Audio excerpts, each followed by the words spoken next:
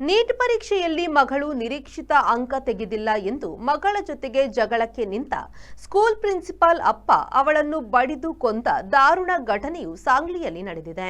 ಮಹಾರಾಷ್ಟ್ರದ ಕಳೆದ ವರ್ಷದ 10ನೇ ತರಗತಿ ಪರೀಕ್ಷೆಯಲ್ಲಿ 17ರ ಪ್ರಾಯದ ಸಾಧನಾ ಭೋಸ್ಲೆ 92.60% ಅಂಕ ಪಡೆದಿದ್ಲು.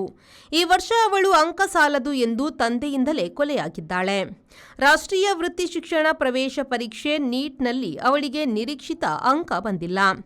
ಇಡೀ ರಾತ್ರಿ ಅಪ್ಪ ದೋಂಡಿರಾಮ್ ಭೋಸ್ಲೆ ಮಗಳನ್ನು ಕೊಕ್ಕೆಗಳಿರುವ ಕೋಲಿನಿಂದ ಬಡಿದಿದ್ದಾನೆ. ತಡೆಯಲು ಬಿಡದೆ ತಾಯಿಗೂ ಹೊಡೆದಿದ್ದಾನೆ. ಆಸ್ಪತ್ರೆಗೂ ಕರೆದೊಯ್ಯದೆ ಬೆಳಿಗ್ಗೆ ಹೊರ ಹೋಗಿದ್ದಾನೆ.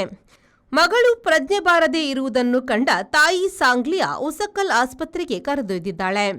ಆದರೆ ಯಾವ ಚಿಕಿತ್ಸೆಯೂ ನೀಡುವಂತಿರಲಿಲ್ಲ. ಆ ಹುಡುಗಿ ಒಳ ರಕ್ತಸ್ರಾವದಿಂದ ಹಾಗೂ ತಲೆಗಾದ ಗಾಯದಿಂದ ಮರಣ ಹೊಂದಿದ್ಲು. ತಾಯಿ ನೀಡಿದ ದೂರಿನ ಮೇಲೆ ಪೊಲೀಸರು ಶಾಲೆಯೊಂದರಲ್ಲಿ ಪ್ರಿನ್ಸಿಪಾಲ್ ಆಗಿರುವ ದೋಂಡಿರಾಮ್ ಭೋಸ್ಲೆಯನ್ನು ಬಂಧಿಸಿದ್ದಾರೆ.